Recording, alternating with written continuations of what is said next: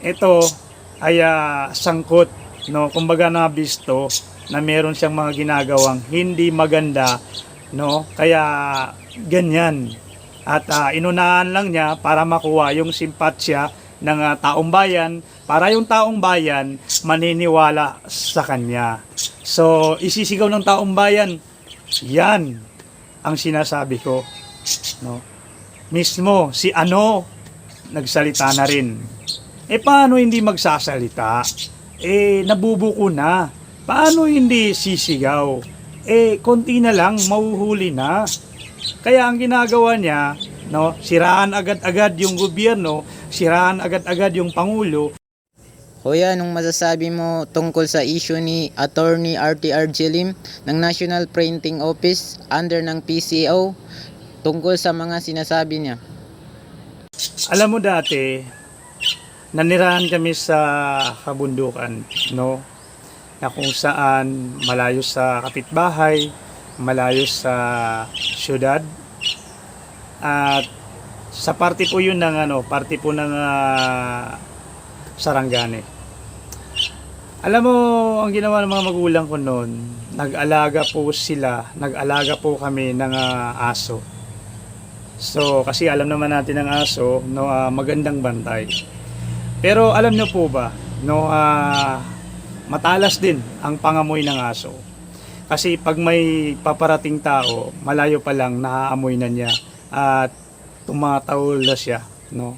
At mahalata mo kapag natatakot o meron siyang nararamdamang panganib, no. Kasi hindi napapakali tahol ng tahol ang aso na yan pagka pansinin nyo po. So, balik tayo dito sa tanong mo, no. Alam mo, para sa akin, wag po tayo basta-basta bilang Pilipino, bilang mamayang Pilipino. Wag po tayo basta-basta maniniwala sa mga nagwawala, no, yung mga sumisigaw, tumataol ng tumataol, no, dito sa loob ng social media, no. Ang ginagawa nila, tawol doon, tawol dito, tawol diyan, no. So kasi pag naniwala po tayo agad, no, maging one side po tayo, so hindi natin malalaman kung ano yung katotohanan. Dahil itong mga sumisigaw, itong mga tumatawol ng tumatawol dito sa loob ng social media ay pagtitignan po natin bilang ordinaryong Pilipino, no. Pag tinignan po natin sila, no, sila po yung innocent, no. Sila po yung inosente, no. Sila yung lumalabas na walang kasalanan, no. Kasi ang ginagawa nila, no, kahit na sila'y guilty, no, at dahil sa pagtahol nila, dahil sa pagwala nila dito sa social media, ay sila yung nagmumukhang inosente sa mata ng tao, no. So bakit nila ginagawa yan, no?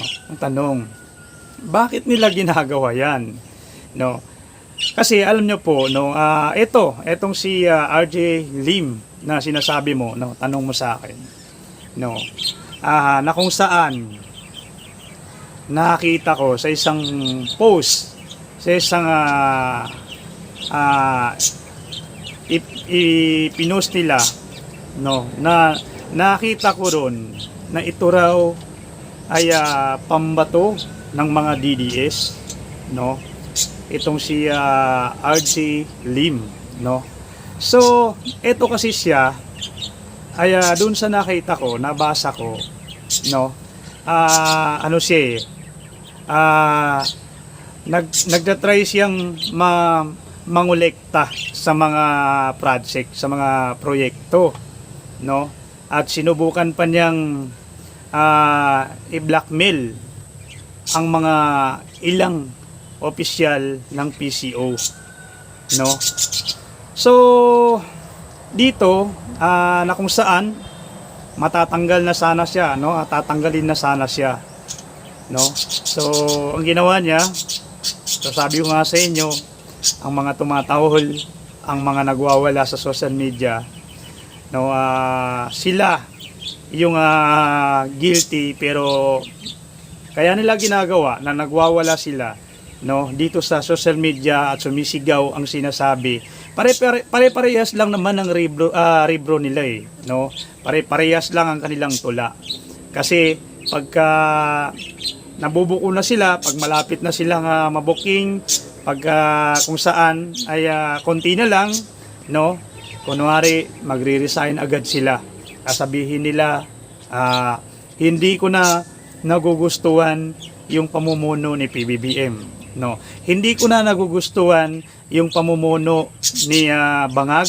Hindi ko na nagugustuhan yung admin ngayon, no, dahil garapalan na yung pangungurakot, no. Yan ang mga tula ng mga nagre-resign. Pansinin nyo po, halos pare-parehas, no. Kasi lahat po na nakikita natin, nakikita ko ng mga nagre-resign, no, na agad-agad sinasabi, hindi ko na malunok, no, yung admin ngayon dahil napakagarapal na, no. So yun pala pag nakita natin, no, kasi malayo pa lang, no, sila na yung sumisigaw, no, panira sa Pangulo. Pero pag nakita nyo at nilabas naman yung side dito sa kabila, mapapansin natin, no, ito ay sangkot, no, kumbaga nabisto na meron siyang mga ginagawang hindi maganda, no, kaya ganyan. At inunahan lang niya para makuha yung simpatsya ng taong bayan, para yung taong bayan maniniwala sa kanya. So isisigaw ng taong bayan, yan ang sinasabi ko, no. Mismo si nagsalita na rin. Paano hindi magsasalita? Nabubuko na. Paano hindi sisigaw? Konti na lang, mahuhuli na. Kaya ang ginagawa niya, no, siraan agad-agad yung gobyerno, siraan agad-agad yung Pangulo, para yung issue sa kanila, issue sa kanya ay may hindi mapapansin at may babaling doon sa sinisira niya, no. Inililihis niya yung kaso niya, yung problema niya doon sa iba, no. Ganun yun Kaya alam niyo po, no, para sa akin, tignan po natin lahat, no, wag po tayo, kasi ang ginagawa kasi ng iba, pag hindi pabor sa kanilang iniidolo, ay hindi nila pinapansin at ito'y sinasabi na ito'y mali, ito'y fake news. So maging kayo, no, patas kayo. Tignan nyo po yung magkabilang side.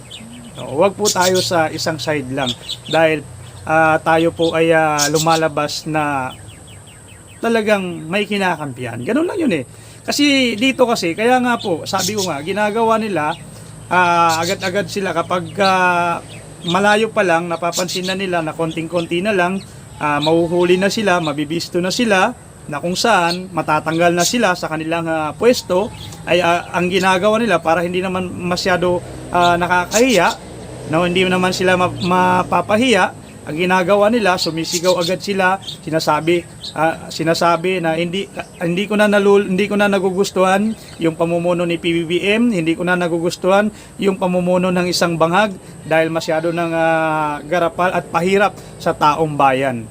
So nagpapabango sila para mag-resign sila at magustuhan ng taong bayan, ay yung issue sa kanila hindi mapapansin ng taong bayan dahil yung banat niya, panira niya, yun ang kakagatin ng taong bayan. Kasi gusto nila makuha yung simpatsya ng taong bayan. Kumbaga gusto nilang manghuli ng kakampi. Kaya tayong mga ordinaryong Pilipino, sabi ko nga sa inyo, no, kailangan maging wise, no? Maging practical tayo. Kasi sinasabi nila walang ginagawa ang admin ngayon. Pansinin nyo po, napakarami pong ginawa. At sabi naman ng iba na kung saan yung mga kababayan natin na tumatanggap ng mga tulong mula sa gobyerno ngayon sa pamumuno ni PBBM. Ba't kayo nagpapasalamat? Pera nyo rin yan. No? Pera natin yan. Oo, taxpayer tayo, lahat ng Pilipino. Pero kailangan natin magpasalamat doon sa Pangulo dahil kung hindi dahil sa kanya, hindi ka magkakaroon ng ganyan, no? Halimbawa, isa kang nabunot, isa kang nakalista na sama doon sa mga beneficiaries ng binibigyan ng gobyerno ng tulong. So, kailangan mo magpasalamat kahit sabihin mo na pera mo yan, pera natin yan dahil taxpayer tayo. So, kailangan mo pa rin magpasalamat dahil naisip ng Pangulo na gawin yun at isa ka nga sa nakakatanggap, no? Paano kung ang Pangulo natin hindi niya naisip yun? Paano kung ang Pangulo natin hindi niya gawin yun? Sa tingin mo ba, no? Masasabi mo ba na taxpayer ako, pera natin yan? Wala kang masabi. Kaya tayo nagpapasalamat sa Pangulo dahil naiisip niya at nagkakaroon ng mga iba't ibang mga programa na kung saan ang mga kababayan natin ay nabubunot, napipili, mapasama sa mga tinutulungan. So, pasalamat tayo dahil yung pera natin, kahit papaano, nakikinabang tayo ron. Yun lang yun. Oo, pera natin yan. Ang pera ng gobyerno, pera natin yan. Pero pasalamat tayo dahil ang Pangulo natin, ang namumuno, no, sa atin ay hindi binubulsa ang pera natin, kundi ibinabalik sa atin. So, yun ang pasasalamatan natin. Ganun lang. Kaya alam nyo po, ito, no, nangyayari, dito nga, sinasabi kong tumatahol, alam mo, no, kaya, yan, inunahanan niya po, para hindi siya mabuko, no, para hindi naman mapahiya ang sarili niya. Kaya, sigaw siya ng sigaw, panira ng panira sa presidente, pero, isa rin pala siyang guilty. So, yun lang po. Thank you po, no, salamat.